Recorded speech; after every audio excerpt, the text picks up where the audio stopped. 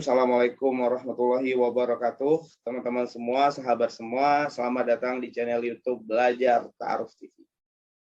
Saya Agus Ari Wibowo, akrab disapa Uda Agus. Di video kali ini saya akan bercerita tentang satu hal yang mungkin sering menjadi kegalauan khususnya bagi yang masih sendiri atau yang masih jomblo, yaitu adalah kapan saya menikah. Kapan saya ketemu sama jodoh, gitu ya. Sehingga dalam berbagai sesi webinar dan juga di sosial media itu sering masuk banyak pertanyaan masuk ke saya dengan satu pertanyaan, yaitu adalah bagaimana cara cepat menemukan jodoh, bagaimana cara cepat menikah, gitu ya. Jadi saya banyak menemukan orang-orang yang pengen segera untuk menikah, segera ketemu sama jodohnya, merasa terburu-buru untuk memiliki pasangan hidup. Nah, ini saya sebut sebagai generasi buru-buru.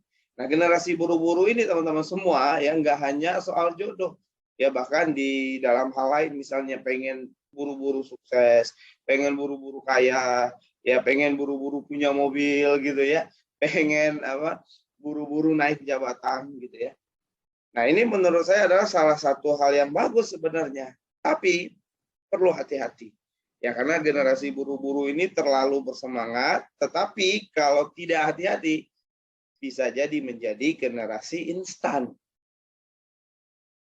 Ya, generasi yang pengen cepat, generasi serba instan, dan pada akhirnya dampaknya di hasilnya adalah tidak seperti yang diinginkan.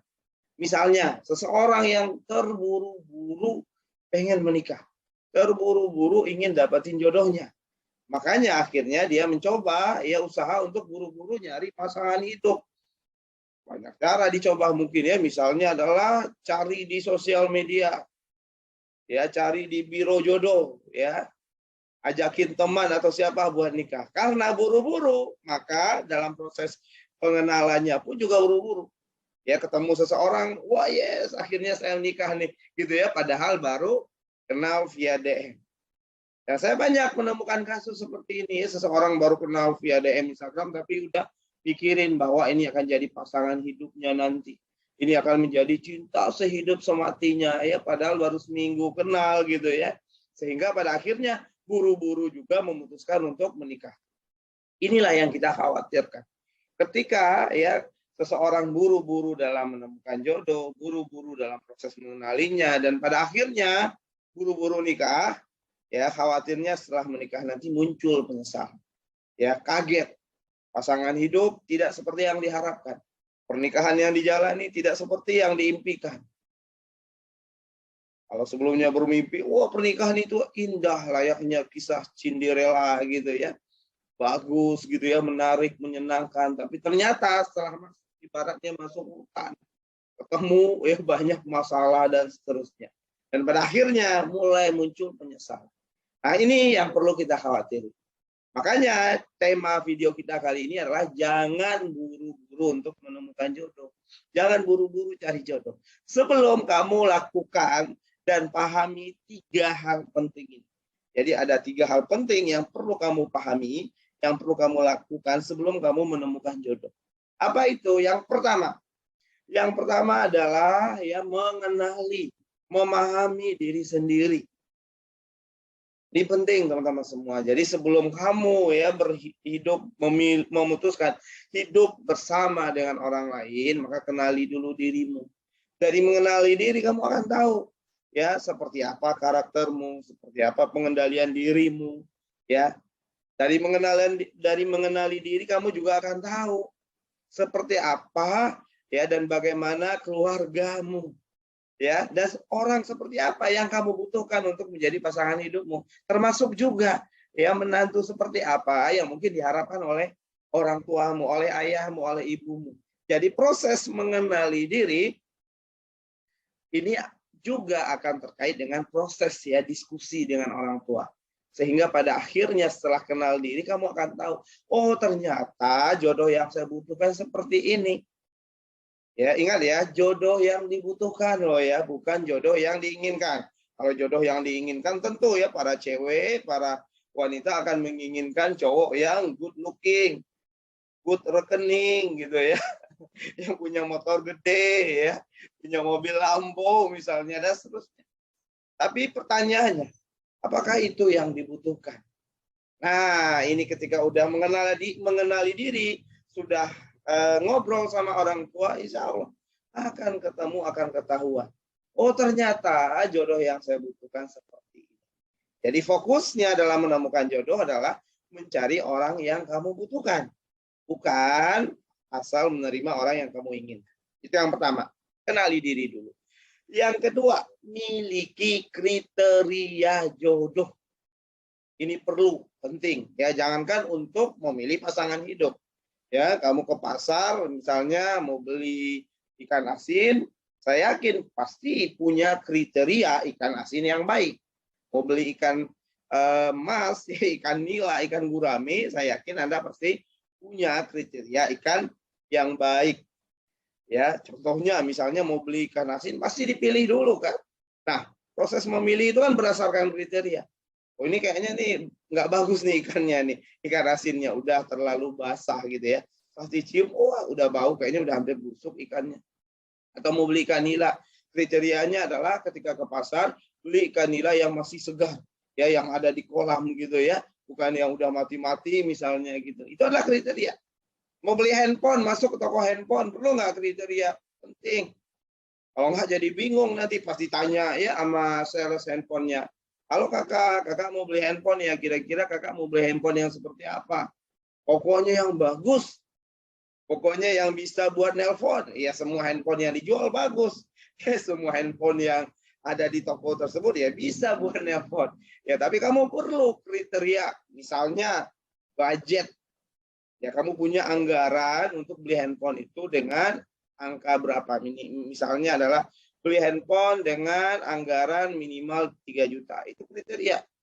Beli handphone yang minimal RAM-nya 6 GB. Itu kriteria ketika beli handphone.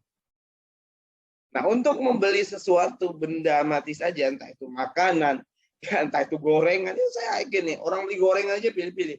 Ya, termasuk ya juga beli handphone tadi itu perlu kriterianya, perlu butuh spesifikasinya. Apalagi dalam memilih pasangan hidup, Anda perlu kriterianya, Anda perlu tahu orang seperti apa yang Anda butuhkan. Anda perlu tahu orang seperti apa yang sekiranya direstui oleh orang tua Anda. Anda perlu tahu orang seperti apa yang sekiranya ketika hidup bersama dengannya, maka Anda benar-benar merasakan ya ketaatan, kedekatan dengan Allah semakin dekat. Ketika hidup bersama dengannya, Anda memiliki teman, sahabat untuk bisa bercerita, berkeluh kesah gitu ya. Banyak loh ya pernikahan hari ini yang mana istrinya bingung mau ngomong sama suami gara-gara suaminya selingkuh ya. Selingkuhnya sama handphone ya, sama laptop gitu misalnya ya, sama bola sehingga lupa buat ngobrol sama istrinya.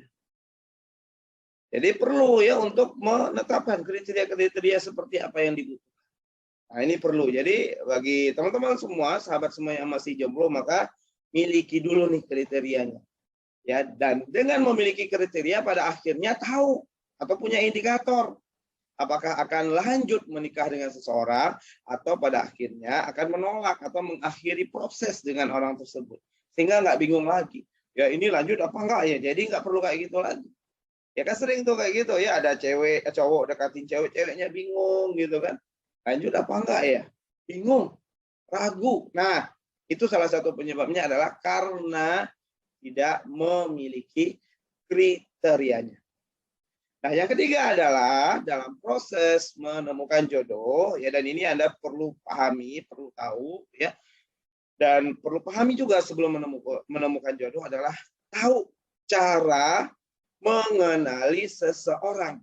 Tahu cara bagaimana mengenali pribadinya, karakternya, atau hal-hal apa saja yang memang perlu dikenali sebelum menikah.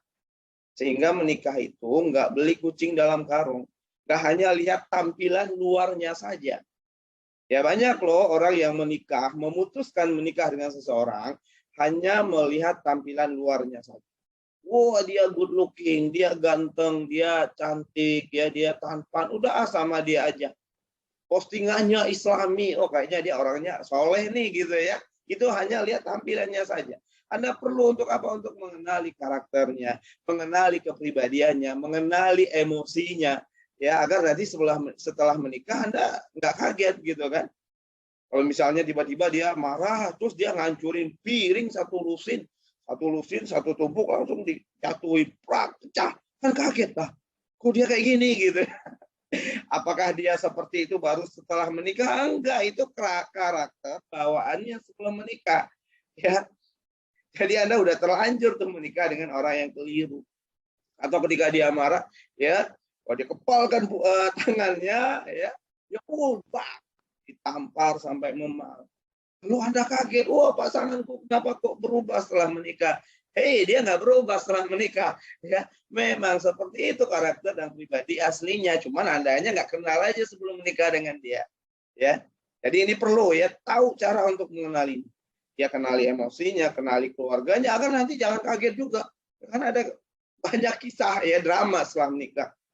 Termasuk juga drama dengan menantu mertua.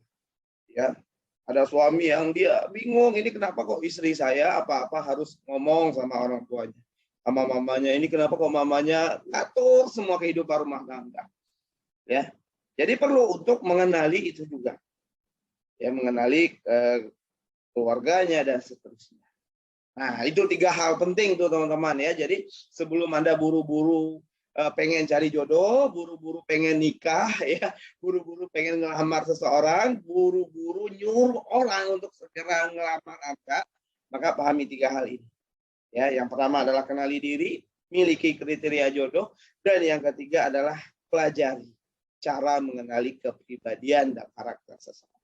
Ya, mudah-mudahan ini sebagai ikhtiar ya bagi Anda untuk menemukan pasangan hidup terbaik. Ya, sekian dari saya. Terima kasih. Assalamualaikum warahmatullahi wabarakatuh.